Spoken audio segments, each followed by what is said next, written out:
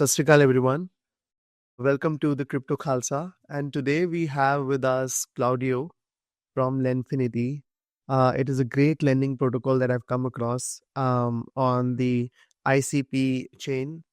And Claudio, let's start with you.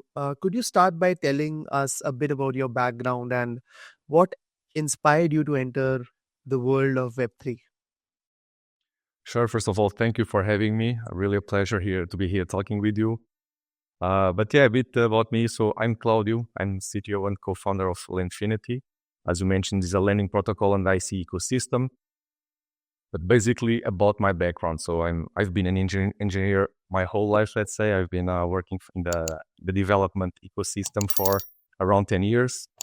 I've worked in several sectors from finance to wealth and even smaller agencies where we did a bit of everything. But I think the most prevalent, let's say, experience that I had throughout these 10 years of experience is in banking, in corporate bank. And I think that's also where kind of my interest about finance kind of came over. In these, let's say, experiences, I was really involved in creating digital flows, let's say, for the end user, for the user to even ask for loans, to simulate loans, things of the sort in a digital way. What I found was that even though it's interesting to work in this kind of sector, as we know, corporate banking, they are kind of bureaucratic and they are always a little or a bit behind in terms of technology. And we know why, of course, they move a lot of money around, so they need to have security first. But that's actually what kind of interested me in, let's say, exploring finance further, but let's say in a different sense. At the time, there was also, I remember they were booming like the fintechs, like Revolut, things like that. They were also really coming over. And I kind of started to actually get interested in going into fintech because then I would ally technology, vanguard technology with finance. But actually, it was also around that time when I started getting involved in crypto, getting to know Bitcoin investment.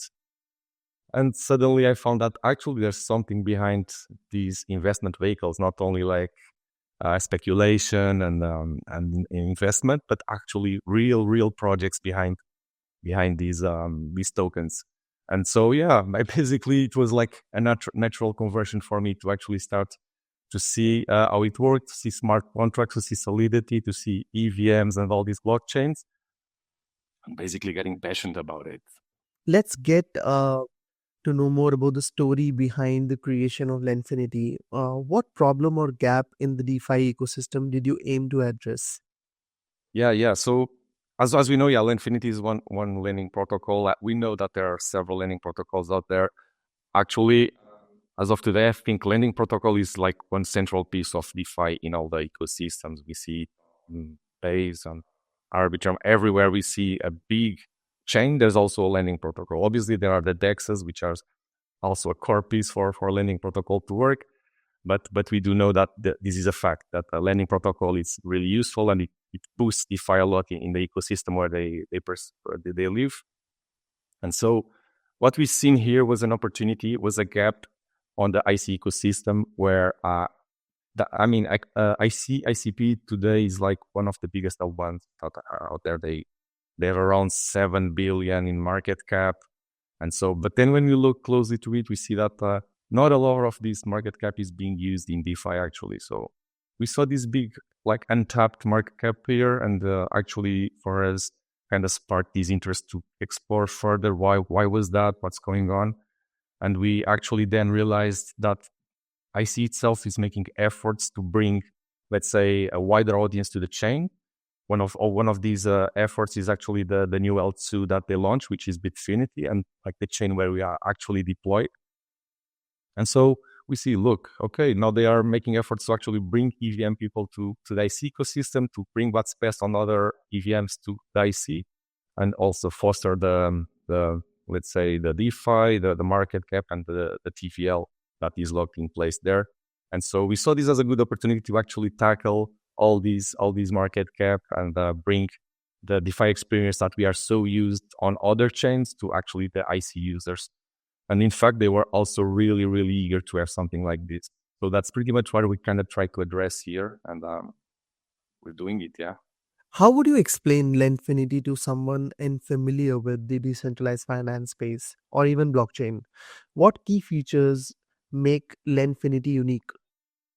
Yeah. So, so for someone that is not really, let's say, familiar with DeFi, I think we can think of Lendfinity as like, let's say, some sort of bank entity where you can go and ask for a loan.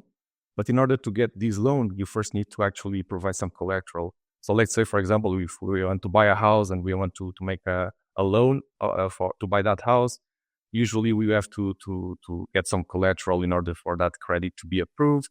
So most of the times it's a house that is a collateral. But in this case, since we are dealing with tokens, let's say that I go to Lendfinity and I want to borrow some USDT. And what I have to do first is actually to give some collateral so that I kind of assure the protocol that I'm going to pay for for it eventually. So let's say I can go there and just supply some ICP, some ETH, and then with this collateral, I now can borrow the token and do whatever I want to them. And then there comes the time where eventually I will need to repay this loan, right? And when I do so, I will have to pay some interest on that for the time that I held the loan. This interest is dynamic. It depends on supply and demand, many things in this market. And yeah, so that's pretty like the, let's say, the basic concept of how this works. And I think what makes it kind of unique, it's indeed the fact that we are on IC ecosystem.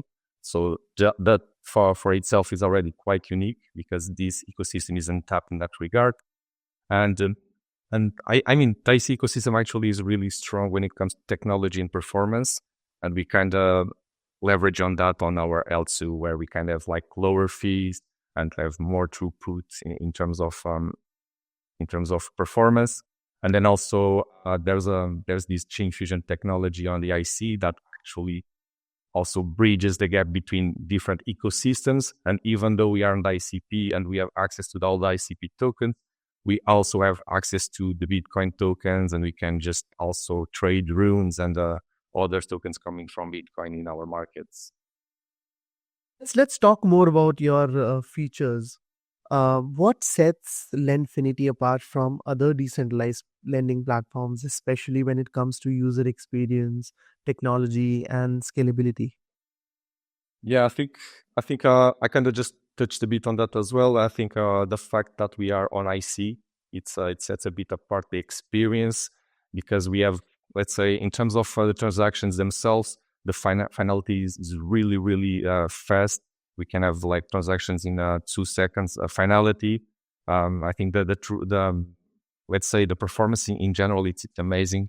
Then we have these chain fusion technology that kind of opens the ecosystem to all different kind of assets. And one thing that is really important here is that now, even though we are on this ecosystem, we are an EVM chain, right? What this means is that we also have more access to other EVM chains when it comes to bridging assets. One of the gaps on the ICs as well is the, let's say, the lack of stable coins. So, and with this chain, we also want to let's say solve that, where we can bridge more stable coins from other L2s. There are a lot of efforts being done as of right now to actually have seamless bridges where people can come to our blockchain and just interact with it, coming from other L2s. Because yeah, there's still, let's say, one big obstacle when coming to Bitfinity nowadays. If you are an EVM user, let's say, you know nothing about the IC, and if you want to bridge tokens to Bitfinity today, you kind of have to go through the IC first, and that can be complicated because then we are dealing with internet identities and things that a normal user or a normal EVM user cannot be maybe not familiar with. I say that because I felt the same myself, given I was from an EVM background. So I kind of then had all these different concepts in place. So yeah, I had like to kind of wrap my head around it a bit. But other than that, yeah, so it's still a bit of a learning curve, but we for sure are making all the efforts to make it as seamless as possible. Not only for the EVM users, obviously, but also for the IC users, because if you are an IC user, you have the reverse, right? Where you are used to internet identities. All of a sudden, you have these EVM addresses, MetaMask. What is this, right? So there's also this learning curve on the other way as well. And we want to serve these publics as much as we can in the best, most efficient way.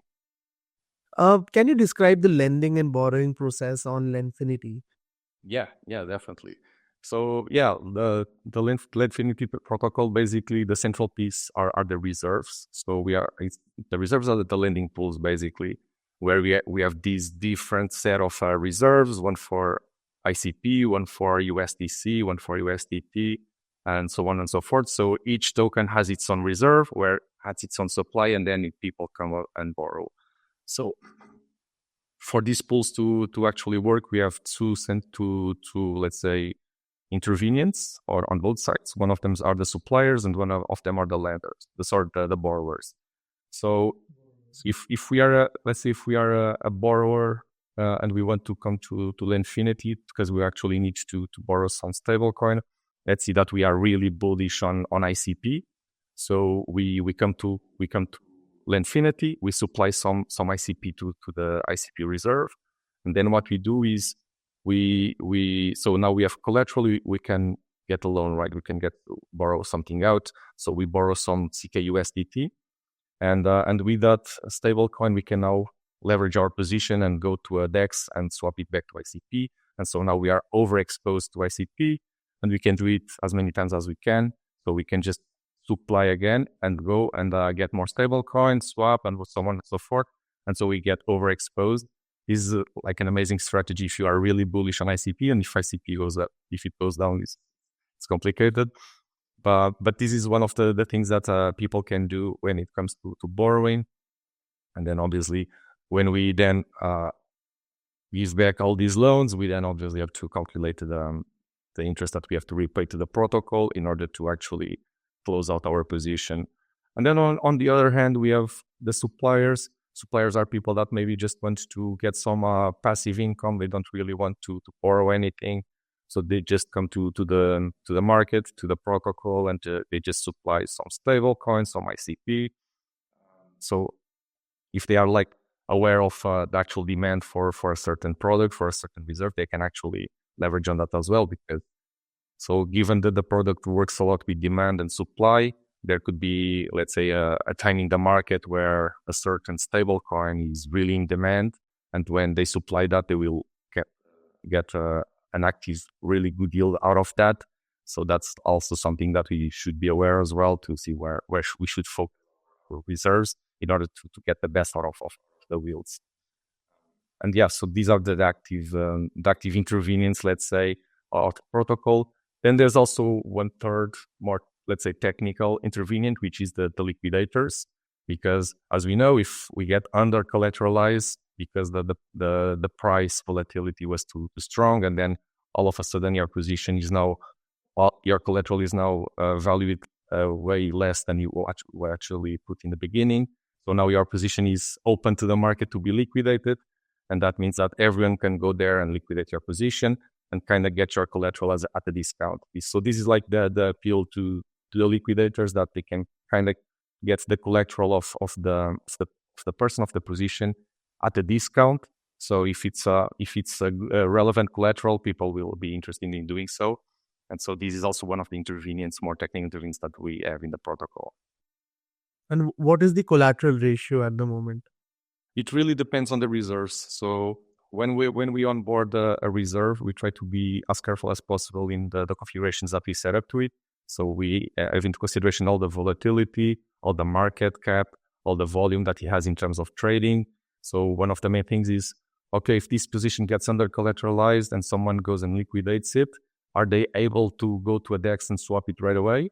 Is there enough liquidity for that? So that's one of the main things. If this answer is a no, we either don't list it at all, or try to list it with as lowest configuration as possible. So, but if we're talking about a stable coin with a good liquidity, good trading volume, maybe we're talking about 75% LTV, loan to value. If we're talking about some other token that actually may not be as not have a big market cap, we may go down to 40%, something like that. Okay, that's awesome. Let's talk more about your team. Yeah. How did you assemble the team behind Lendfinity, and what experience or what expertise uh, do they really bring in the project? Yeah, definitely. So there's the core team, which is me and my co-founder. Actually, we both actually met each other in a hackathon. Also, back in the day when we started delving into this space, we're both engineers, and so we started to go into hackathons to build things together. So we were really acquainted with each other when it comes to actually work together. And then there was this opportunity where we went into this IC hackathon in Portugal, and it was from there that we kind of assembled the team and decided that this was something that made sense given all the things that we already discussed. And so we moved forward. In terms of the expertise of us both, I have more years of experience in terms of technology, in terms of development, but I'm really focused on full stack development, smart contracts in Solidity. And my co-founder actually he has more expertise also on the IC side of things. That's a good perk to have actually, given now even though we are on AVM, we still have a lot of let's say communication that we need to do with the IC, even to communicate with projects inside IC, because we have a lot of partnerships going on with projects that are native on IC. So there are some automatic communications that we want to have in place. So it's good to actually have also this expertise when it comes to the IC. But the team itself, even though it's, let's say the core team are only us, we are not the only intervenients, let's say, working in the project. We have a lot of like outside help. We have advisors, we have an accelerator that helped us like immensely when it comes to marketing and PR campaign. We have a strong community of people that actually help us a lot in also boosting our image and providing us with let's say a bigger brand when it comes to the community and growing our community as well. So we've really blessed in terms of that as well. Let's talk more about the ICP, or the Internet Computer Protocol. What benefits does this integration bring to the platform, both in terms of speed and scalability? Yeah, so the IC ecosystem actually it's been really great to work in this space. They are really super helpful. We've been even like in Zurich recently where where's the Bitfinity offices are. Bitfinity is the foundation behind the ICP, and we got a super like we got to talk with super smart people that actually helped us, gave us ideas in on all regards. And so, yeah, I think the benefit itself is really just the high performance that this chain has. Even though it's really unexplored in terms of DeFi, they are really focused in serving projects in a different matter. Like their main goal is to have everything on chain when it comes to a project, be it the front end, the full, let's say the full stack of the project, like the smart contracts, the code itself. So they have this vision to actually bring everything on chain, which is super cool. But then, yeah, they also obviously have a massive, good performance chain where as we mentioned before as well, like the speed of the transactions, the fact that also the chain itself has this reverse gas model where users don't pay gas, only the projects are actually the ones that are responsible for these costs. Um, in when it comes to Bitfinity, where we don't have that right off the bat, but we do count with really low like gas fees. So an EVM user that comes to our platform, they will give cheese to actually the gas fees are really low and they can just transact as they want. So this is one of the points there as well. And we know that we have immense scalability power for our platform to actually like several transactions going on. And then, of course, the chain fusion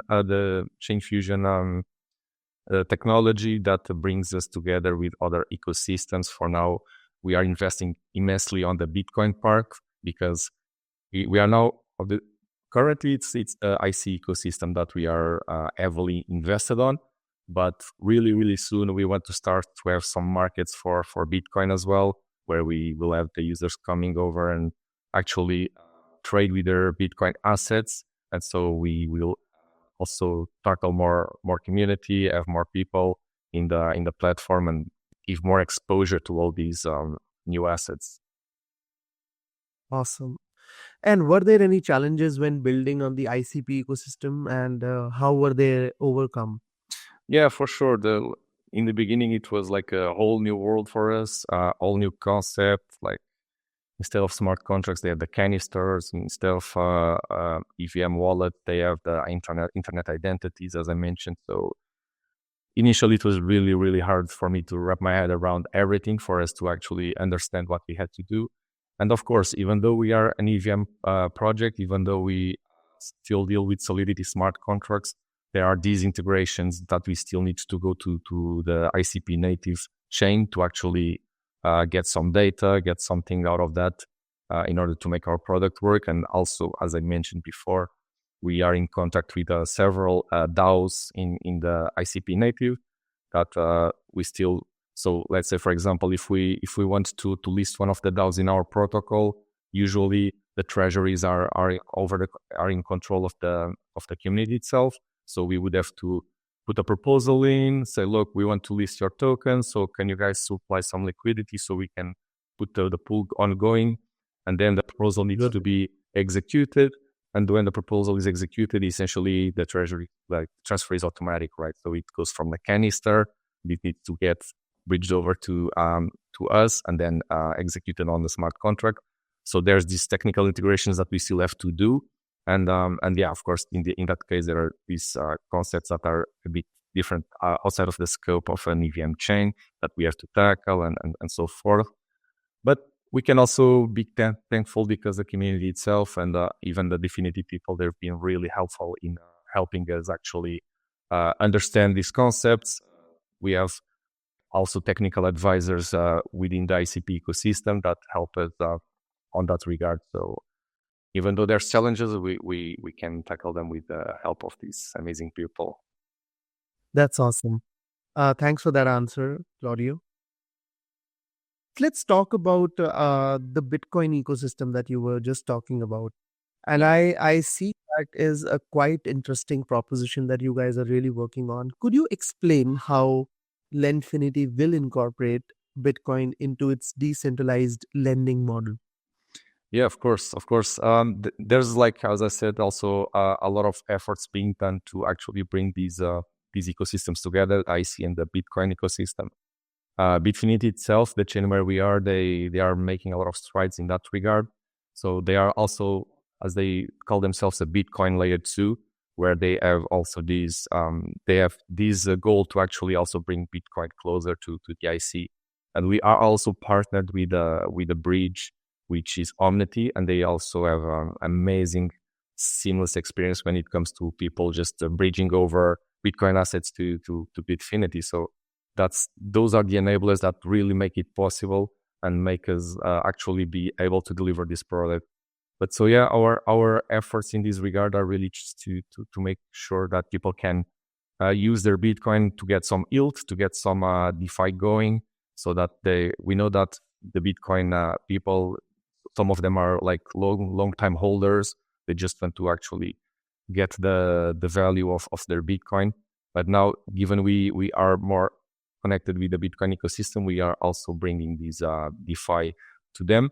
And so our value proposition here is really just, so if you have Bitcoin runes, you can go to our market. We don't have the market set up yet, but we want to launch it really, really soon, by early next year, to have this market where people can just go and play around with their Bitcoin rune. There's also a lot of efforts when it comes to Bitcoin staking. So we know that there are these restaking tools and everything that actually do all this with Bitcoin. So we want to have a market for that as well, where people can, even though they stake their Bitcoin, they can just the wrapped token, they can go to our lending pools and actually supply them there, and from there they can still do all these loops, and again, it's one more use case that they can do. It's because also with let's say with liquid staking, there's a lot of synergies with the lending protocol, right? You can just supply your liquid staking token, get back more of the regular token, let's say, and then just do the thing all again and then restake it, get back to our pool, restake again. So there's also a lot of value in that. And the risk is not great because usually the liquid staking token has a really similar price to the regular token. So the risk of liquidation is also not that great. So it's a good thing to have. Yeah. And Bitcoin network has some crazy liquidity Yeah, definitely. found. And could you talk more about advantages of integrating Bitcoin that could bring a lot of value to the Lendfinity users, especially in terms of liquidity and asset diversity? Yeah, so liquidity itself, it's great to tackle a market that has a lot of liquidity, so that we know that we have the possibility to actually bring over a lot of that liquidity to Lendfinity. And that means that then you have more assets to actually use in terms of DeFi, right? So we can use as I mentioned before, the runes. It's not only actually Bitcoin. It's all the assets that come out of that ecosystem that can be used and leveraged on Infinity. And then again, it's also a matter of also exposing the users to more options to benefit from the markets. We know that we are all like really bullish on Bitcoin, right? Because we know that it's the main asset here. So if we just want to get overexposed to Bitcoin, we can just do these leverage trading on our lending protocol. We can do as I mentioned before as well, if we have stake Bitcoin, because we do know that I've also talked with a lot of new founders that are working in staking protocols for Bitcoin, which I find really amazing, right? Until today, all that that we could do with Bitcoin was really just to hold it and expect the price to go up. But now with all these staking efforts and also now lending protocols that where we can play with Bitcoin, we are opening up let's say the ecosystem to all these new ways to actually benefit from having Bitcoin, benefit from actually holding it, right? We can hold it, but still we can accrue some yield and maybe just get a loan out of it and play around with other tokens. Who knows, right? So it's nice. I think it's nice to have options. Like so we can be just holders, but we can just maybe try to be a bit more hedgy and do something also with our Bitcoin. That is awesome. And let's talk a bit more about the technology that you guys are developing. How does Lendfinity ensure a seamless connection between Bitcoin and its smart contract based DeFi service? Yeah, so the challenge that we need to solve for it to be seamless, because we know that how users are nowadays, right? If they have the minimum obstacle, they just don't get interested and go away. So, but that's only true. That's also true for IC users, because we're talking about uh, ecosystems that are truly different from EVM when it comes to the way they interact with the transactions, the wallets. So it's something that users need to be aware that, okay, now as of today, we still need to have, let's say, two wallets. When we are on the Bitcoin ecosystem, on IC ecosystem, we have our own wallet, and then we have to bridge over to our EVM wallet. So this is still the challenge that we want to make as similar as possible. We are in discussions with different wallets where we want to, let's say, have a seamless, let's say, bridging experience from within the wallet, so that the user don't have to go around here and there. And so they just can bridge the token within the wallet, and then they have it right there. And so they don't really have to be aware of, okay, now I have my internet identity or my principal. Now I have my EVM address. So it's going to be like everything really smooth. But definitely that's one of the main challenges. But of course, the bridging experience that we have through Omnity, it's been super great so far. It's super fast, super quick in terms of like the way how we transact the tokens, and then also it's super easy to understand the UX. So we also what we do, we try to be close with our communities. We try to make them like as much like, let's say, training materials as possible, so they can just feel comfortable and see. We even have like videos online where we show ourselves doing the process, so that the users know exactly what it encapsulates. And yeah, we have, of course, we have our socials, we have Discord, we have Telegram that is getting a lot of traction also from a lot of people. And we see also that our EVM people that are joining our Discord, and they sometimes in the beginning struggle a bit to understand, but we try to guide them as much as possible to say, look, you have to go here, we have to do that. And yeah, of course, it's a process. It's a process, but I think we're getting there, and we're getting also with our community, the way people interact with the protocol, and we try to be as close together with them. Yeah. Let's talk about your mainnet launch. Lendfinity's mainnet launch seems to have been a significant milestone. Could you walk us through the process of launching the mainnet and how it impacted the platform's growth? Sure, sure. Yeah, the mainnet launch, I think it was one of the biggest milestone. I mean, one of the biggest milestones so far for sure. Of course, it's a mainnet, right? But so we when we started developing on Bitfinity, we actually started too early, let's say, because Bitfinity was also still in development. They were just in testnet, and so but it was also a good thing because we had time to test everything out on the testnet, to readjust what we needed to readjust, fix what we had to fix, and actually see if this was something that made sense. So on testnet, we saw right away a lot of traction, a lot of like different wallets interacting with the protocol, transactions every day, and new wallets every day. It was wild. It was wild to see the actual interaction that the people were having with our testnet. And then what we did was, after we saw that actually everything was stable, everything seemed fine, we deployed the smart contracts to mainnet just to have them there. But when we deployed to mainnet at the time, the Bitfinity TG, let's say, wasn't really concluded, so the official launch of Bitfinity wasn't really done. So what we decided to do was to sync with Bitfinity and launch both Lendfinity and Bitfinity at the same time, so that we could leverage on the traction from each platform. So Bitfinity users would get airdrops some gas tokens, and they could go right away to us and just start playing with DeFi on our side. And that's what we did, and I think it went quite smoothly, quite well. People started to engage, started to actually look into our platform, and not only that, then obviously we had all these campaigns that we had to put in place in order to give exposure to ourselves, to show the users who we are and show the users what we do. Because as I mentioned also, there are a lot of, like, let's say, DeFi tools that are quite new to the IC ecosystem. Some of these users may not yet know what the lending protocol is or how to work with the lending protocol. So that there was also this, let's say, training efforts and this learning curve for these people to actually understand why learning lending protocol, right? What does it do and what's the benefit of it? So, but I think, yeah, that's the gist of it. Yeah. So let's talk a bit more about your total volume logged. Uh, you've seen an impressive TVL growth since the launch. And what do you think contributed to this rapid growth, and what steps did you take to attract liquidity to this platform? Yeah, I mean, it's true. I think nowadays we are almost up to 5 million in TVL in less than a month. Yeah, I mean, we are on the 14th. Yeah, so we launched on the 19th of November. So in less than a month, we see 5 million of locked value. I think this is like an amazing figure given the recency of the platform, and also the fact that the ICU is also learning how to use it. I think what contributed a lot to it was, in fact, people really wanting to have such a tool on the IC.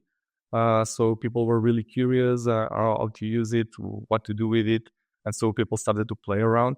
But then, of course, we also started to put some incentives in place for people to actually go and interact with the platform. We actually have ongoing incentive campaign where we are rewarding people to actually interact with the protocol. So we are seeing a lot of traction there as well. But yeah, in general, I think it goes down to actually that, to people being curious and wanting to play with it, to actually use their IC tokens, because people had like several IC tokens on their wallets, and most of them weren't really being used for anything. So I think there was a let's say, good effort there for people to actually start using them. And then we have also these let's say, liquid staking token on the IC, where people will just holding it and now they can actually use it in our platform. So they have the liquid token, they go to our platform, they supply the liquid token, and they get more of the normal token, and they just go and do everything all over again, as I mentioned before. So it's one more thing that we are just opening up for the ICP ecosystem. So in the end, I think, yeah, the fact that we opened up more options for the community was one of the biggest drivers to actually come over and grow our TVL that fast. And how do you plan to sustain this growth and ensure continued trust from users and liquidity providers? Yeah, of course. I mean, it's good to grow it, but it's also good to maintain it. So that's an ongoing process that we need always to make sure that our users are happy, that our users are getting the best yields out of their tokens, and so what we try to do is, I think, having always some incentive campaigns ongoing. What we want to do eventually, when we airdrop our land tokens, which is going to be Q1 of 2025.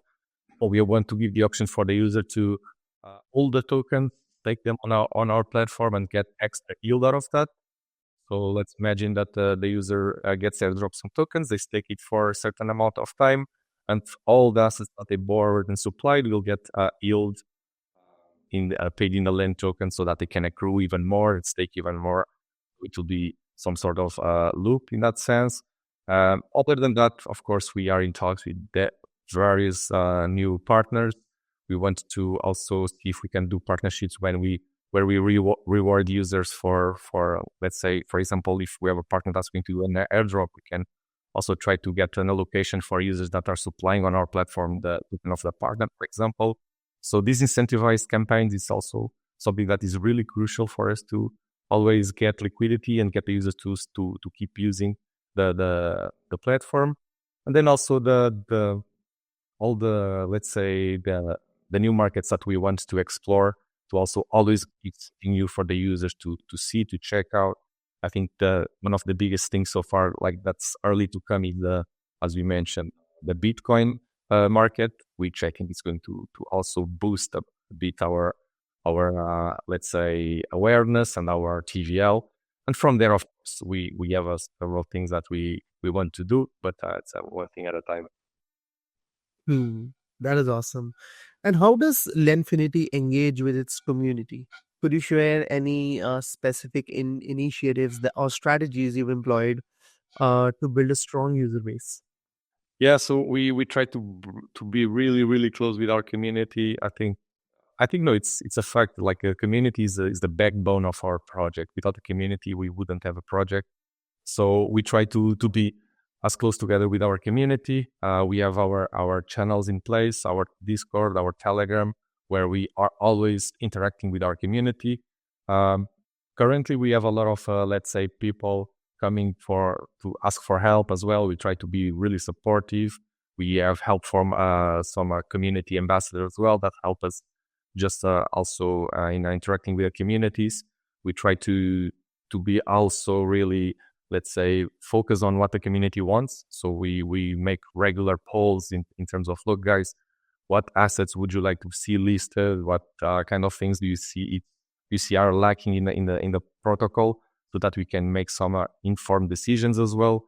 And so I think that's really relevant for us to actually always be interacting and always be informing people. So any change that we do in the protocol, we try to go over the community first, just to make sure it's something that the community wants. So a new token, sometimes we want to change some configuration of the token. We try to always go through the community and see if that makes sense. And I think that's how we try to build trust and more and more community. And also these efforts that we do, right, where we do frequent X spaces, we do AMAs, we try to get out there for people to actually know that there's a team behind the protocol. We are not only these anon people here working in the shadows. We are actually real people, real developers that want to boost our protocol and actually to bring DeFi to this space, because that's our main goal, right? To actually expose DeFi, to bring more possibilities to people, for people to leverage on the trading of their tokens. And so, yeah, we try to talk a lot, let's say, publicly about our project, so that people are also aware of what we're doing and how we do it and who we are as well. Hmm. And are there any community initiatives or rewards in place to encourage user participation, such as staking or liquidity provision or governance voting? Yeah, currently we do have an airdrop campaign ongoing where we are rewarding early adopters and suppliers, borrowers of our platform.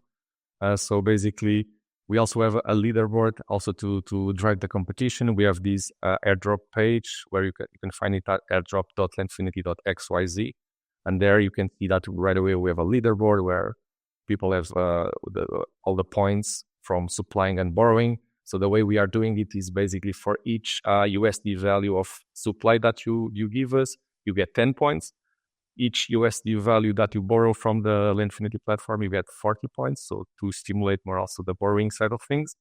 And then we have a referral program where if you refer someone that starts to supply or borrow on the platform, we give you 25% of the points that I also generate. And then also for joining our Discord, you'll get points as well, so that we can also build the community from there. So now it's actually a good time to start engaging and supplying on the platform, because the campaign has not been long for too out for too long. I mean, and so because these things go right, the points are distributed daily. So as soon as people start to supply and borrow, the sooner they start to accrue points and leverage that. So yeah. And how has the airdrop and token generation event impacted user acquisition? And what role do you see Linfinity token playing in the platform's ecosystem moving forward? Yeah, so the TG hasn't happened yet. It's going to happen on the Q1. It's what now we are kind of setting up the whole plan for that. So setting up the everything. So basically, the airdrop campaign is, let's say, the thing that is going to feed to that. Now we are going to have this campaign ongoing to obviously get more awareness on the brand, to get more people in, to get more liquidity, and then we are going to allocate 15% of our tokens to the airdrop campaign, and from there, yeah, we see that I think it's going to be great. People are going to have the tokens, and then we, as I mentioned before as well, we are going to have the staking capabilities so that people don't really can still hold and get some benefits out of that. So it's not only getting now the land tokens, it's also then a continuous effort where they are going still to benefit from holding the tokens.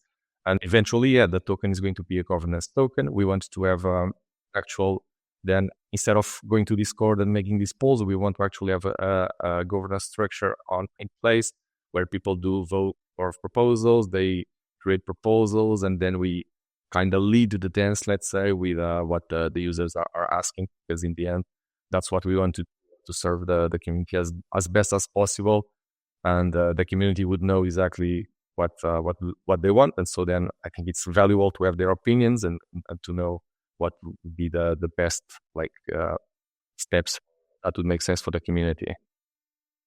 Hmm. Awesome. Looking ahead, what are the most exciting developments in Lenfinity's roadmap that you would really like to showcase? And what new features or functionalities can user expect in the future? Yeah. So in terms of roadmap of new features that we want, for now is really just gearing up for the TG to make sure everything goes smoothly. We want to make sure our tokenomics are set correctly in place. Everything goes smoothly entering Q1 of 2025. Then we want to, when this all is done and everything is good, our token is out and pumping, we want to start going into actually exploring new markets. So also bring more incentivized campaigns. So as I mentioned also before, the Bitcoin market, where we're going to actually expose it to more users to actually use the Bitcoin tokens. And so then obviously more incentivized campaigns we will follow. And then we want to explore also eventually, let's say the feature of having automatic liquidations.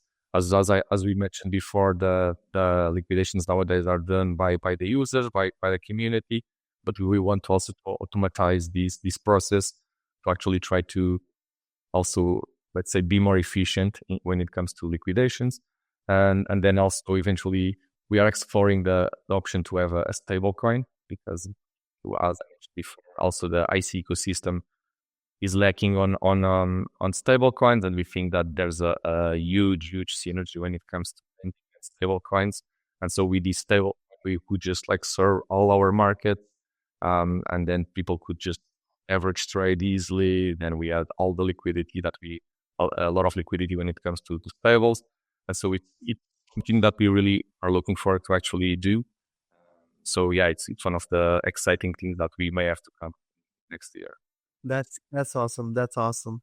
And are there any new upcoming features, integrations, or collaborations that you can reveal to give us a glimpse of what's next for Lenfinity? Yeah, in terms of things, I mean, partnerships, we are closing partnerships all the time. Some of them are still in the early stage, so we are not going to talk them yet. But I mean, just follow us on socials, go to our Discord. We always like sharing new stuff about what we do. In terms of functionalities, even nowadays we have the airdrop campaign ongoing. We are doing a lot of like, let's say, new features, new things to appeal to the community. We are also like kind of setting up the airdrop campaign to be also some like social kind of let's say platform where people can engage, people can, as I mentioned before, can compete in the leaderboard. And we are also making an aspect of like a social interaction there where people can see who's ahead of them for how many points. So it's also good for people then to share, hey, look, I'm in third place or I'm in fourth place, I'm getting ahead. So it kind of boosts these part, let's say, this competition side of things that people really enjoy, and I think it's super cool. So for now, the new feature and functionalities, I mean, we have a lot of things that eventually will come to the airdrop campaign that will still last for some months. And so I think it would be nice for people just to join in and see how that will play out for sure. That's awesome. Let's conclude this podcast with a few advice that you would have for people. What advice would you like to give someone who's just starting out in the Web3 space and wants to make a positive impact? Yeah, the first advice and like one thing that I felt on my skin right away is that if you do want to launch something as a founder, you have to you wear all the hats, not only the developer hat or the business hat. You have to wear all of them. It's your thing, and you have to basically work 24/7 because yeah, it's a really competitive space, and if you want to thrive, you really need to do your all. In a sense, yeah, you need to be passionate about what you're doing, what you're trying to solve, and actually trying to solve something. If you're just launching something for the sake of launching, I think it doesn't really drive people to launch something that has no value. What actually drives people is to launch something that you see that people are significantly looking forward to, and people are eager to try and to test, and it's going to solve an actual problem, right? So I think yeah, those are like some of the things that you need to have on you, like a drive, something that actually drives you to pursue it, uh, a will to actually sacrifice some of your free time or most of it, and actually just going in and learning all the roles.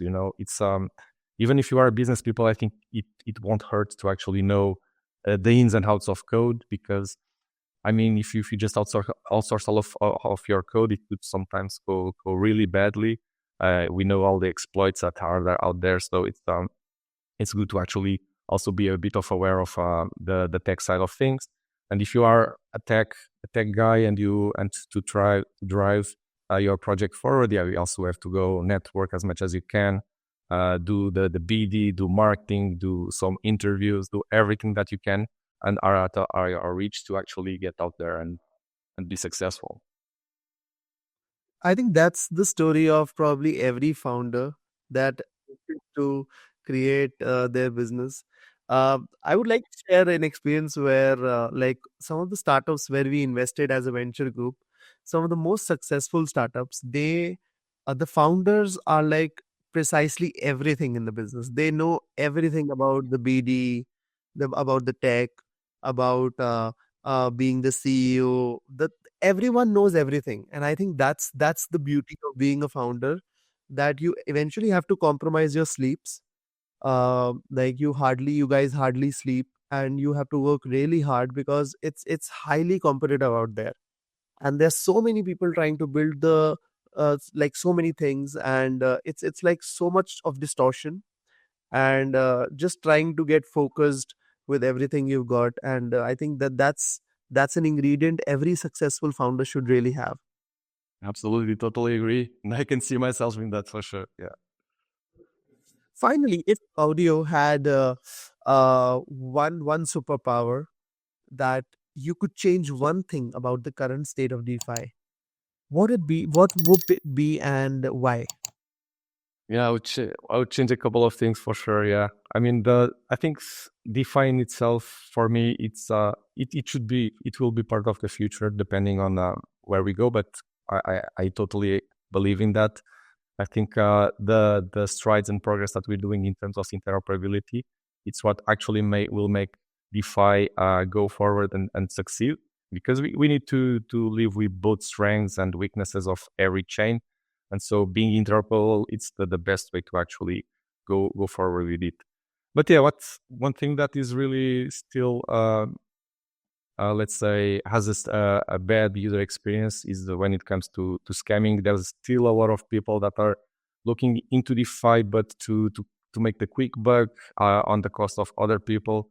So I think it's still the mentality of the population in general that see DeFi as a way to grow quickly their portfolio, to exactly to make money at the cost of other people. So I think not really in terms of technology, but in terms of like the mindset of people, to let's try and build something that is meaningful, that is going to change the way we see finance, the way we manage finance, and not try to just make a quick buck.